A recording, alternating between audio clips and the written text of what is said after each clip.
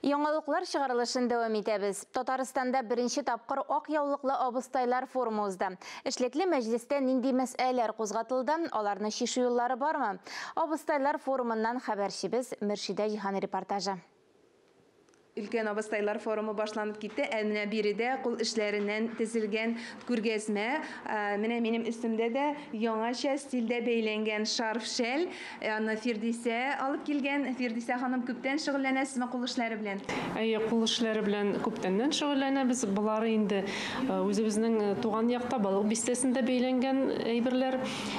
Бу һөнәргә 100 елдан артык авылы белән бәйлиләр бездә шәлләрне. Агы, карасы төрлесе инде. Гомумән безнең балык бистәсендә менә шилтәрләр уру һөнәре булган. Җәй көне мамык шәлләр турында уйламыйбыз шул. Чананы җәйдән әзерләргә кирәк дип искәрткән илгәрләребез. Абыстайлар форумына махсус әзерләнгән күргәзмә бик бай. Һәр почмагы буыннан буынга күчеп килгән милли мирасыбызны чагылдыра. Мин милли алкалар, милли әһәңнәр белән баетылган эшләнмәләр эшлим. Бу инде алка, изү, шулай итеп татар кызларын үзебезнең әби-бабаларыбыздан калган милли мөхиткә якынайтам дип әйтим. Татарстан Диния нәзарәтендә үткәрелгән эшлекле мәҗлесне мөфти Камил хәзрәт Сәмигуллин ачып җибәрде. Хафиз илкешкә әйтәбез, хатын кызанчы әйтәбез. Хафизаты да хаҗи. Хаҗи шулай бит. Мугаллим, мугаллима. Устаз, устабикә шулай бит. Форумда катнашучылар Казан һәм Татарстан районнарындагы мөслимәләр берлеге җитәкчеләре, мәчетләрнең өлкән абыстайлары. Камил хәзрәт әйткәнчә, араларында хафизә, хаҗия, мугаллима, устабикәләр дә бар. Һәр кайсыгыз Аллаһ Субхана Тәгаләнең бик сәламе белән сәламлый. Әлеге форумны оештыру Россия һәм Татарстан мөслимәләр берлеге рәисе Наилә Җиһаншина фикеренчә күптән өлгергән мәсьәлә. Без көн сайын ниндидер үзебезгә яңа эшләр табабыз, чөнки халык белән аралашабыз, халык арасында яшибез. Шунда халыктан без ишетсәк, менә бездә шундый менә чишелә алмаган проблема бар дип, әлбәттә без шул юнәлештә үзебезнең кирәкле затлар булырга омтылабыз, теләк белдерәбез. Бу форум башлангычы гына, киләчәктә төрле юнәлештә эш алып баручы абыстайлар институты оештырылу күздә тотыла. Аның эшчәнлеге белән форум барышында чыгыш ясаучылар таныштырды. Дини һәм әхлакый белем бирү, социаль ярдәм, хәйриячелек, хәләл ризык пешерүчеләр юнәлешен үстерү, аларны Россия күләмендә таныту. Әлеге эшләр мөслимәләр берлеге тарафыннан өлешчә башкарылып килә, әмма абыстайлар институты булгач, вәкаләтләр дә, мөмкинлекләр дә арта. Абыстайлар алар бит гомергә абиләр чыксан алганнар. Һәм алар бала тәрбияләүдә иң хәлиткеч рольне уйнаучы кешеләр булганнар.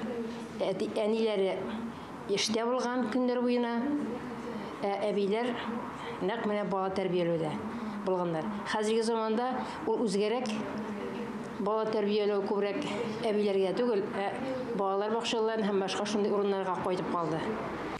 Тәҗрибәле журналистның сүзләре рас килде. Форумның үзара фикер алышу өлешендә нәкъ шул мәсьәлә кузгатылды. Азнакайдан Гөлшат Шәйхулова аныгым татар телендә өйдә генә аралаша.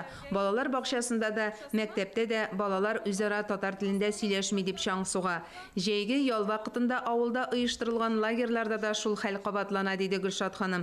Һәм аның фикерен форумда катнашучылар да күтәреп алды. Бу мәсьәләгә дәүләт вәкиле буларак Нурия Хашимова ачыклык кертте. Татарстан Республикасы рәисе каршындагы татар телен һәм Татарстан Республикасында яшәүче халыклар вәкилләренең туган телләрен саклау, үстерү мәсьәләләре комиссиясе тарафыннан бу юнәлештә эзлекле эш алып барылуында аерым билгеләп үтте. Шулай ук кайбер әбиләр, дәү-әниләр үзләре оныклары белән татар телендә аралашмавын тәнкыйтьләде. Шул кадәр яратасыз оныкларыгызны. Сез вакытта җимерә шул оныкларыгыз белән русча сөйләшәсез. Мин моны күргән кеше, белгән кеше буларга әйтәм.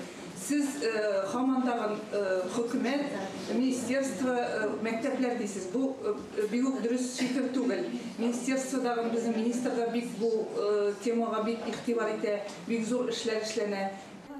Хатын кызга җәмгыятьтә дә, гаиләдә дә бик күп вазифаларны үз өстенә алырга туры килә. Форумда 2 буын вәкилләре, әбиләр һәм әниләр катнашты. Әни ул мәдрәсә.